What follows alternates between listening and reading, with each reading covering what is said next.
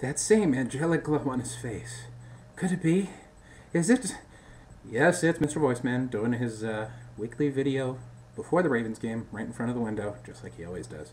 And the sun's a little bit bright out there, as you can tell by the wonderful glow I have about myself. But that's not important right now. Let's get to brass tacks. Hopefully you're like me, and you've done a lot of heavy praying, soul searching, and still stay true to your boys in purple and black, as Monday is a day that we all need to forget in a huge way. It was horrible. There's a lot of questions and controversy now, but that's not important.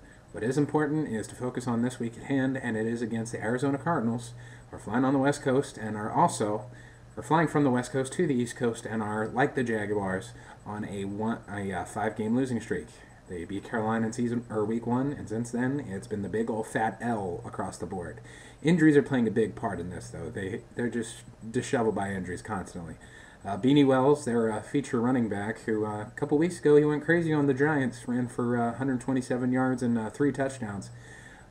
He's probably, in my eyes, game time decision. He could play, he might not play. But if he doesn't, then the running game should not be an issue, as their backups are far subpar compared to Beanie Wells' running style. O-line plays somewhat decently from what I've read. But, of course, the one man you have to watch out for and account for at all times is Larry Fitzgerald. They paid him 8 years, $120 million. I mean, for a guy with his skill set, you could put the ball in the stands and he'd somehow find a way to get up on the elevator, run all the way up to the very top, and still find a way to catch the ball before it came down. He is that good. I look for a lot of press coverage, but a lot of help with the safeties over top spying on him, because once he gets behind you, there's no catching this guy. He's the number 1 receiver for a reason, and that's why they pay him like they do.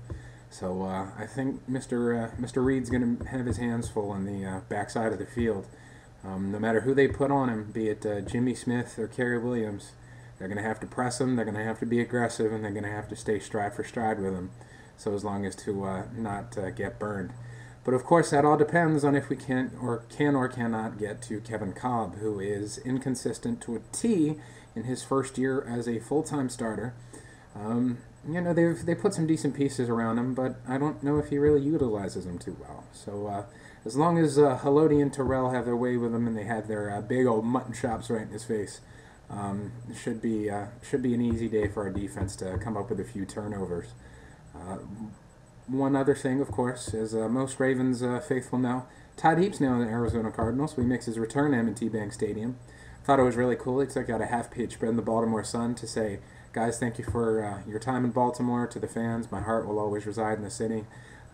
Playing for this team has made me the man I am today. So I thought that was really cool. So, they're not sure if he's going to be on the field or not, but hopefully, some Ravens fans will get to see him and give him the big old hi, welcome to Baltimore, instead of booing him like some classless people probably will.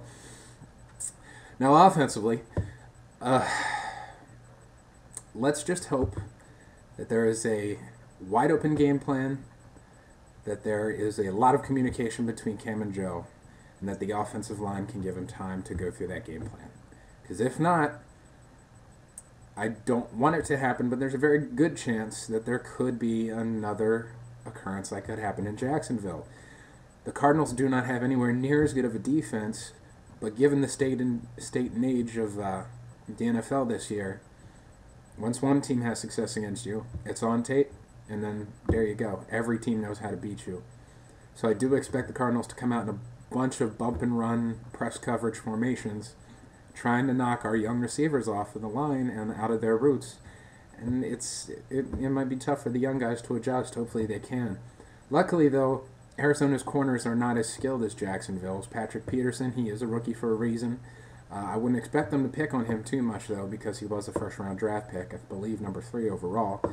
But outside of him, though, there are some weaker outside guys, and the inside slot corners, they're not exactly the best in the world. So I look for a game plan of mostly crossing patterns and in the middle of the field. And that, of course, will hopefully soften up the box, allow Ray Rice and Vontae Leach to get the power running game going. And, of course, the run always sets up play action, and that is always Joe's bread and butter because he's got the arm to make it happen. So, I don't know, I could see a big day from Torrey Smith, in all honesty.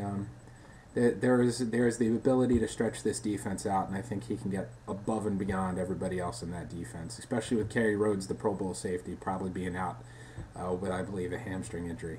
So that being said, it's prediction time. I know I was a lot bolder last week. I'm not going to go quite so crazy.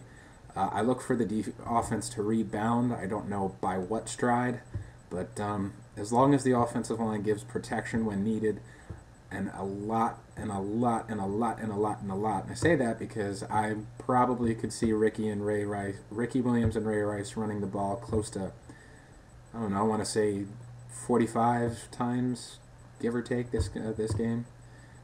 There was a lot of question marks about the playability and how we built the line to be a running block offensive line, but Cam is calling on this line to be a pass blocking line, and I think that's part of the problem. So hopefully the run game can get going early, and that can set up what Joe does best, and that's the deep ball. So all bets aside and whatnot, I'd probably say in the neighborhood of Ravens 24, Cardinals 10. I hope. It's you can't help but still think about how bad they were last week. But it's out of my mind. My boys are gone. They're back home. We always play way better at home. And Harbaugh, according to what I've been reading, is something ridiculous, like 22-5 after a loss. So percentages are also in our favor. So hopefully the game plan's good. It's solid. Defense comes out and does what it does best. Your boys should come out with a W. That being said, Mr. Voiceman, I'm out of here. Hope you all enjoy Sunday's game. And once and as I always say, go Ravens. We'll see you guys later.